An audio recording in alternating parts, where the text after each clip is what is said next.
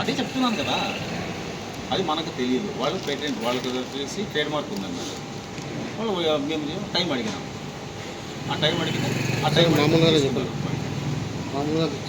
MD గారు లేరని చెప్పినాం. ఎండీ గారు వచ్చిన తర్వాత మాట్లాడతామని చెప్పారు. టైం తీసుకున్నాము. 1 month టైం. మాకు తెలియదు వాళ్ళకి ట్రేడ్ ఉందని చెప్పేసి. వాళ్ళు గోధుమ పిండికి వాడకూడదు ఆ పేరు, వాటర్ బాటిల్కి వాడకూడదు, దేనికి వాడకూడదు అని చెప్పినారు. ట్రేడ్ మార్క్ మనకు తెలియదు, మనం అదే పేరు వాడుకుంటున్నాం.